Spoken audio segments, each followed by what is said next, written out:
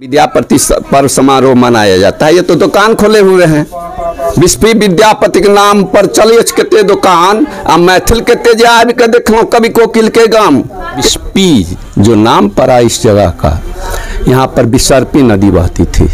इतिहास में तो नहीं पढ़ाया जाता है कहीं। ये भी जानते हैं। आज एक नई कहानी की तलाश बाबा का ब्रह्म ज्ञान प्राप्त करने के लिए निकल पड़े हैं बिस्फी।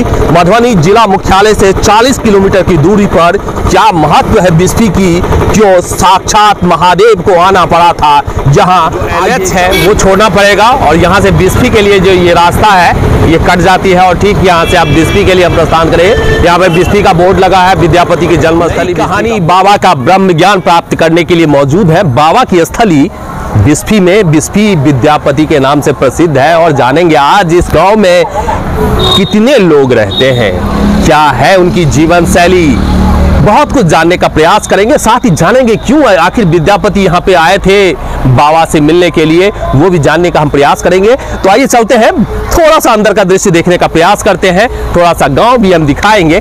बिस्फी कैसी वो बंद है दिखाने का कोशिश करेंगे, खुलवाने का कोशिश करते हैं कि ये जो उनसे जुड़ी भी बहुत सारी यादें, बहुत सारी चीज़ें हैं इसके अंदर में बंद है। हालांकि खुलेगा कि नहीं खुलेगा पता नहीं, इन कोशिश हम जरूर करते हैं। कुछ लोग यहाँ पे बड़ा ही फोटो भी खिंचाने का कोशिश करते हैं, यानी बाहर से कहीं ना कहीं आए हुए हाजिरी लगाने के लिए पहुंचे हुए हैं। बात करेंगे, कोशिश करते हैं कि कितना कुछ जानते हैं।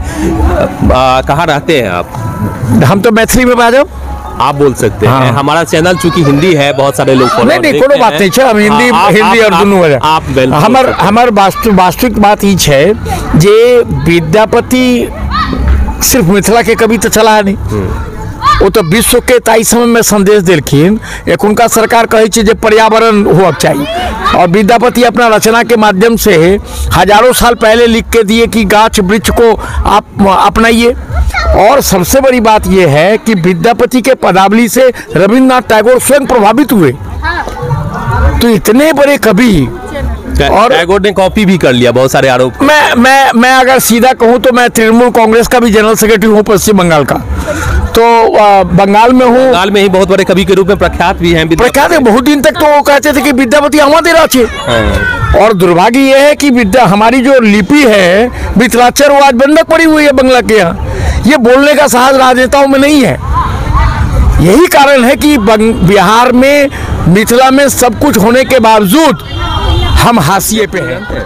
जी जानते हैं थोड़ा बहुत। क्या जानते हैं विद्यापति के बारे में बताइए। क्या जानते हैं, वही बड़े बुजुर्गों से सुनते हैं, वही सब कुछ क्या जानते हैं कि विद्यापति बहुत बड़े कवि थे। सिर्फ कवि थे? हाँ, उसने कई भाषा में रचना किए थे। भोला बाबा का भक्ति किए थे इतना बड़ा कि भोला बाबा खुद पृथ्वी पे आए, इनके पास नौकरी की है, नौकर के रूप में उगना के नाम से। और क्या जानते हैं?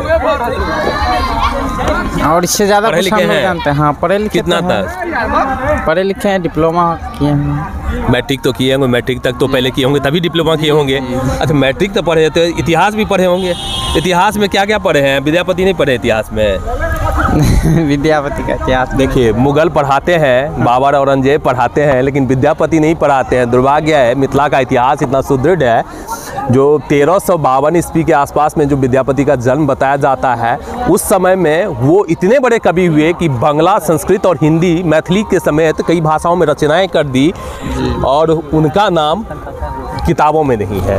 इतिहास में तो नहीं पढ़ाया जाता है कि मेरा यहाँ है ना उगना महादेव के खुद स्वयं विद्यापति को सेवा करने आए थे। गर्व से बोलते हैं? गर्व से बोलते हैं कि मेरा बिस्फी घर है, मधुबनी डिस्ट्रिक्ट। इतना मौजूद है बिस्फी वो जगह है जहाँ पे विद्यापति के नाम से दुकान कई सारे खुले हैं। मिथिला मैथिली वाले भी विद्यापति के नाम से दुकानदारी चलाते हैं, लेकिन उनके ठीक जो डी है, विद्यापति का जो जन्मस्थली है, उनके डी के ठीक सामने जो सड़क देखिएगा, ये आज भी बाबा आदम के जमाने का खरंजा आपको यहाँ नजर आएगा। और ये आलम है इसके विकास का। लेकिन प्रधानमंत्री हो, मुख्यमंत्री हो या बिहार में आने वाले कोई भी नेता हो, हर कोई बाबा विद्यापति के नाम से ही शुरुआत करता है। और एक बात बड़ी है, विद्यापति का नाम ले भी क्यों नहीं, क्योंकि विद्यापति वो आखिरी कवि थे जिनके साथ में मिथिला के बहुत सारे राग उनके जाते जाते विलुप्त।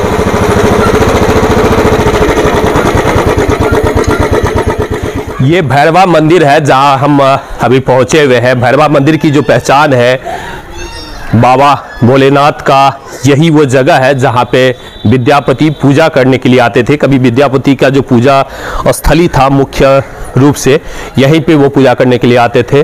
और अभी मंदिर का जो स्ट्रक्चर है वो कुछ बनाने का कोशिश किया गया है थोड़ा सा खूबसूरत ढंग से। और मंदिर का जो स्थल है अभी भी गर्भगृह नीचे है और यही वो स्थली है जहाँ पे हर रोज बाबा विद्यापति पूजा अर्चना करने के लिए यहाँ तो बहुत समय की बात है कि विद्यापति यहाँ जंगल थे, यहाँ पे जंगल था। हाँ, तो विद्यापति आते थे यहाँ पे तो साफ करके एक जगह साफ कर दिए ना। यहाँ पे पीपल का पेड़ था, बहुत भयानक पेड़ था। यहाँ पे पीपल का पेड़ था, उसको साफ करके जाते थे और पूजा डेली का सुबह सुबह करके जाते थे। तो यहाँ आदमी आए, अगल बगल आदमी गए कि ये क्या करने जाते हैं अंदर। तो बहुत सारा आदमी आए तो बोले कि यहाँ पे ये हो रहा है, ये हो रहा है। तो देखे साफ करके पूरा नीप पोत करके पूजा करके जाते थे। सुबह एक छोटा सा चौक है जहाँ पहुँचे हैं और यहाँ का जो पेड़ा है वो काफ़ी प्रसिद्ध है। चलिए चाय और पेड़ा भी हम। भौगोलिक स्थिति क्या है? क्या सिर्फ विद्यापति से ही बिस्फी की पहचान है? और यदि विद्यापति से सिर्फ पहचान है तो बिस्फी का विकास कितना हुआ है, कितने भूभागों में बटा है, कितने वार्ड है, कितनी जनसंख्या है और कितने टोले और गांव है इस पंचायत के अंदर में, सब कुछ जानने का प्रयास करेंगे। क्योंकि विद्यापति एक बड़े ब्रांड है और उस ब्रांड का कितना खेवानहार है, कितने टोल कितने कस्बों में बटा हुआ है ये पूरा पंचायत। बिस्फी पंचायत का आबादी 14,000 है और ये 13 वार्ड में विभक्त है। विद्यापति और उगना महादेव के लेकर करके बिस्फी विख्यात है। टोला कितना है इसमें? पर्व समारोह मनाया जाता है। ये तो दुकान खोले हुए हैं। बिस्फी विद्यापति के नाम पर चलिए कते दुकान आ मैथिल कते जाए के देखो कभी कोकिल के गाम। कितने लोग यहाँ पर आए हैं और कितने लोग इस बात को लेकर के आगे बढ़े हैं। राज्य सरकार और केंद्र सरकार से मांग किए हैं। ये सब जो है ना वो डपोर संखी है। गद लिखू की पद लिखू कविता छंदो गीत अपन धरोहर के नहीं चिन्हते वो उचित महापतित तीत हमर गप लागत हृदय में तामस जागत। अब बिस्फी और रांची पटना दिल्ली मुंबई कतहु मनाबी पर्व अब बिस्फी जो सुतले रही जायत करब कथी पर गर्व सुनू मैथिल सपूत सब नहीं तो छी कपूत सब। अब बिस्फी विद्यापति के नाम पर चले कतेक दुकान अब मैथिल कते जाब के देखलूँ कभी कोकिल के गाम। जवानी जमा खर्च थिक ऐठान या चर्च थिक आ जूता के सिलाई से लौक चंदी पाठ कराबी आ सुस्वादो भोजन जो रान्हे तकरे मुँह में जाबी। आई हमारा बिस्फी के लोग के जाबी लागल डेवलपमेंट विकास ये सब डफर संख्या। आपने शुरू में कहा कि विद्यापति की यह बिस्फी जो है उसके भौगोलिक स्थिति, तो भौगोलिक के परिप्रेक्ष्य में मैं कहना चाहूँगा बिस्फी जो नाम पड़ा, बिस्फी जो नाम पड़ा इस जगह का, यहाँ पर बिसर्पी नदी बहती थी उनके काल में, कार्यकाल में, और उसी के नाम पर इस स्थान का नाम बिस्फी पड़ा। बाद में देवों के देव महादेव उनके यहाँ चाकरी करने के लिए आए तो तब से और इसका नाम बिस्फी पड़ गया और कालांतर में इसका नाम बिस्फी अभी बिस्फी के नाम से जाना जाता है। थोड़ा सा अपभ्रंश हो गया तो वो उस पर भी हम चर्चा करेंगे। अंग्रेज जो आए ना, अंग्रेज का जब शासन हुआ तो वो उच्चारण नहीं कर सके बिस्फी। अच्छा, महादेव विष को पीते थे इसलिए महादेव से भी इसका है जुड़ा और हुआ बिस्फी जो नदी है उससे भी जुड़ा हुआ। विद्यापति के जो परिजन थे पलायन कर गए या विद्यापति भी पलायन किए खुद अपने रीजन में? पलायन नहीं किए, उनके पूर्वज सब पलायन कर गए। तो क्या उसका नुकसान हुआ यहाँ के लोगों को? यहाँ के लोग को क्यों नहीं नुकसान होगा?